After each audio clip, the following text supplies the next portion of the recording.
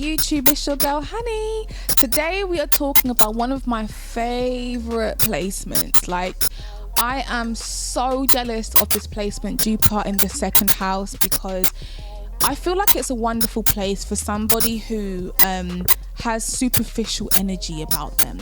Now, please don't take this the wrong way, because you guys know I keep it all the way real over here, all right?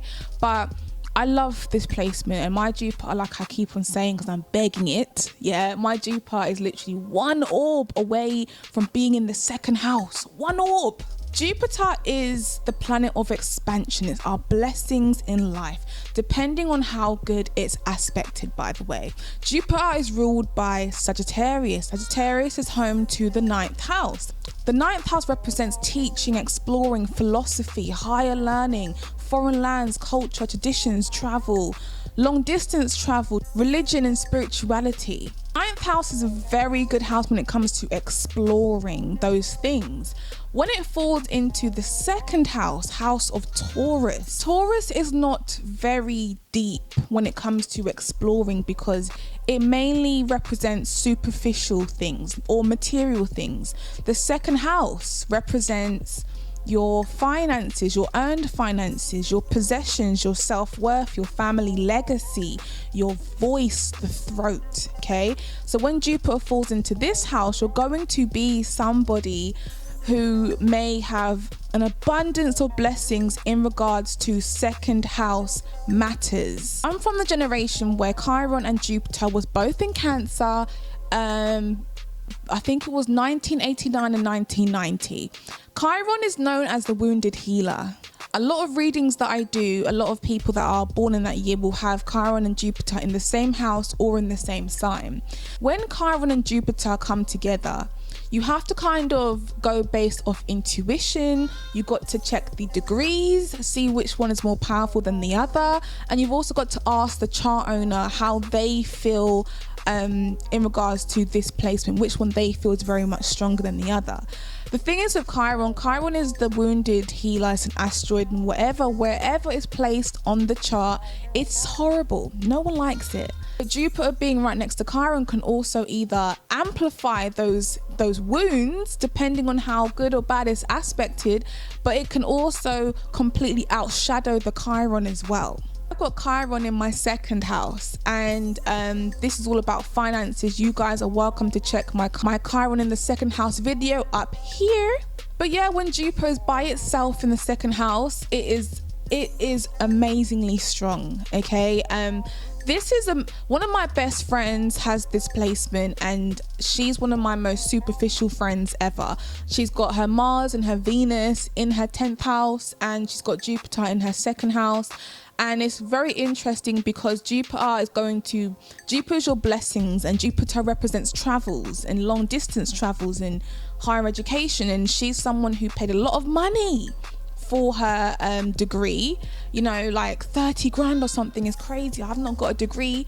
You know, I have lied on my CV and said that I've got 2 degrees to get jobs before, but I'm not doing it no more, okay?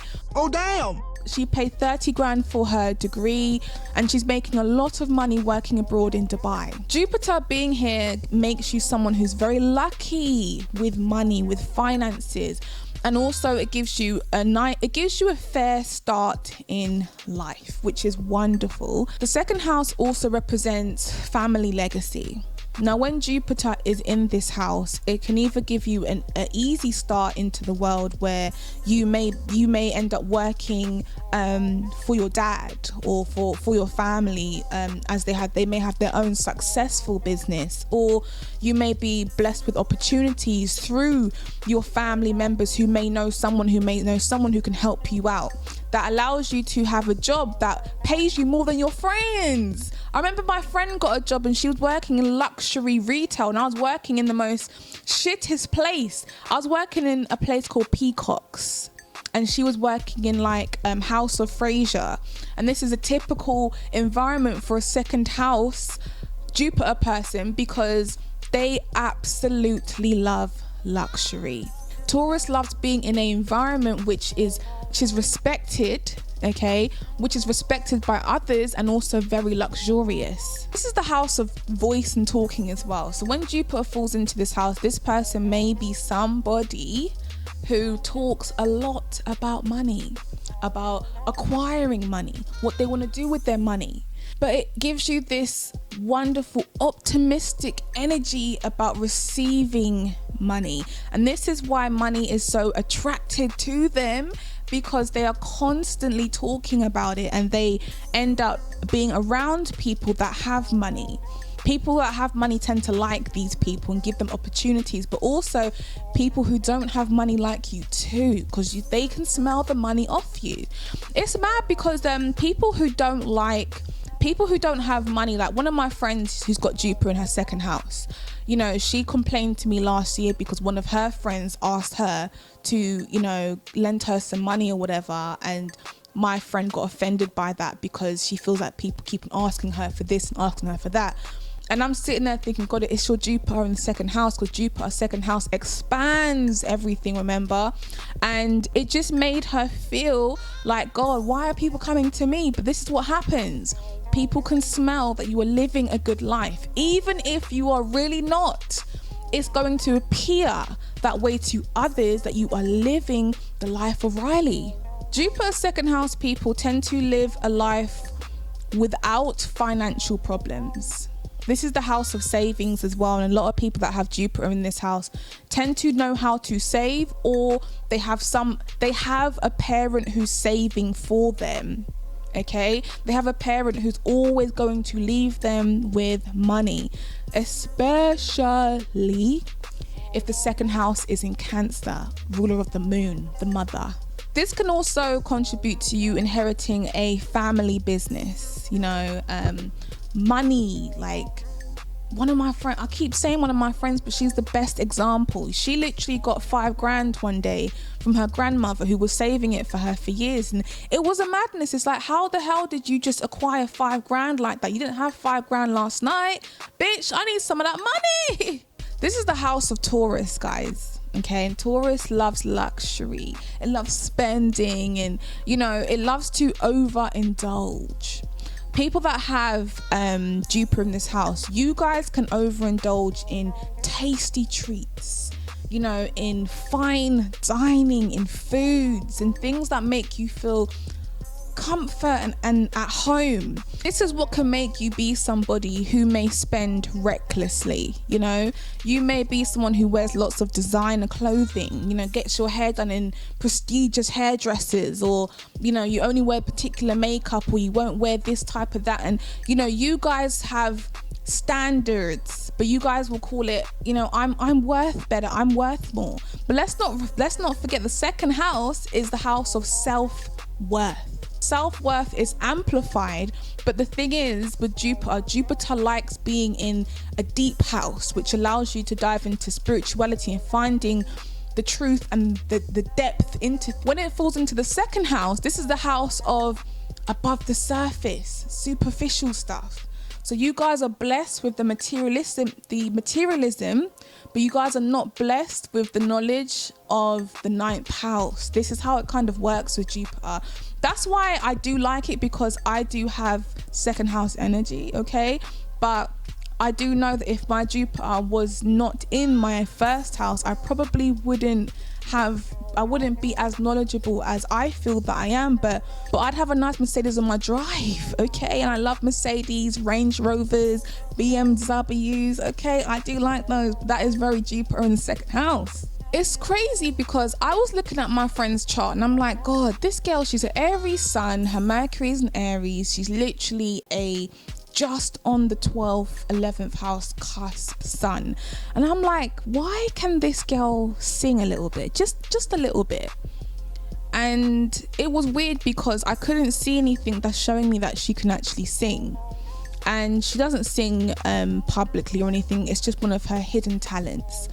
And I mean, the singing could definitely be from her sun being just in her 12th, but Jupiter can also contribute to somebody who may be known for their voice, be known for singing or talking, because Jupiter here again amplifies everything it fucking touches. So this, I wouldn't be surprised if this was a placement for somebody who does a lot of talking to the public, talking to them about, oh my god, this is an amazing placement for someone who talks publicly to people about managing their finances and their money. Okay, but yeah, you know, this I feel like this also contributes to her being able to sing and having such a loud voice and a loud laugh, because